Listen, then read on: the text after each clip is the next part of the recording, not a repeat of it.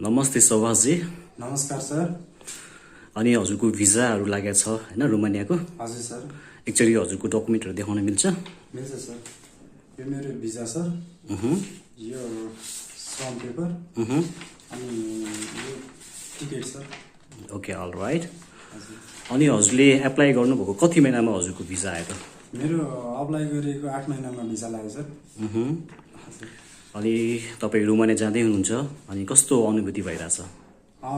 खुसी नै लागिरहेछ सर। एक्साइटेड नै छु। अब 8-9 महिनाको मेहनतपछि भिजा लाग्यो। एक्साइटेड नै भइरहेछ। Okay, all right. ल अब हामी तपाईँलाई हजुरको यात्रा शुभ रहोस्, सफल रहोस् भन्ने हामी धन्यवाद सर। कामना गर्न चाहन्छौँ। धन्यवाद सर। हजुरको केही भनाइराख्न चाहनुहुन्छ?